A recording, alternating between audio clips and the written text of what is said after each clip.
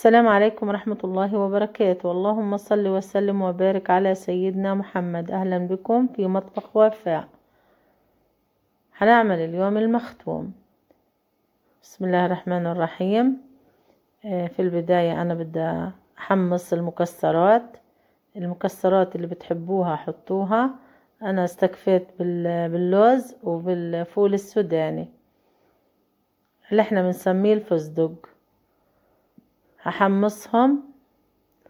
طبعا احنا المكسرات بتكونش مملحة ولا محمصة، احنا بنجيبها نية وبنحمصها. هحمص المكسرات واتركها لما تبرد.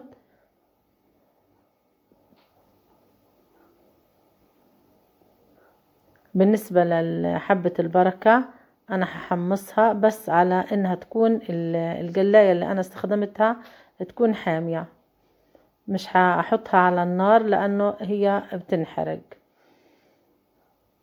هتركهن لما يبردوا.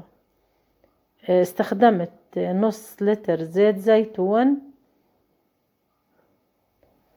الدبس اللي انا عملته تقريبا نص المرتبان اللي عملته من كيلو العجوة، من نفس العجوة اللي عملت فيها الدبس انا هعمل منها المختوم. نزلت الزيت ونزلت الدبس، هحركه على البارد قبل ما احطه على النار. التمر اللي انا استخدمته لازم يكون طري، انا ما طحنتوش، لو بتحبوا تطحنوه بس انا نزلته على الزيت والدبس لانه طري ومش محتاج اني اطحنه.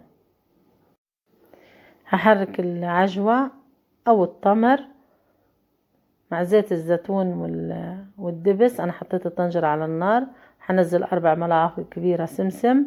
السمسم اساسي في المختوم، ما بنفعش نعمل مختوم من غير ما نحط السمسم وحبة البركة. ونزلت 3 ملاعق كبيرة حبة البركة.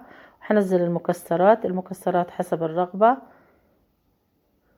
هحرك المكسرات مع السمسم حبة البركة مع زيت الزيتون والدبس والعجوة او التمر.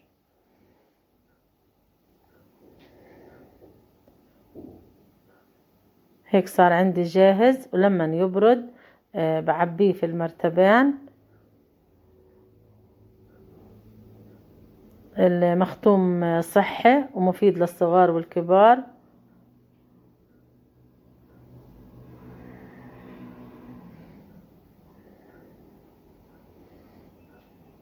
هيك صارت وصفتنا جاهزة. لا تنسوا اللايك والشير، وانتظرونا في فيديو جديد ان شاء الله.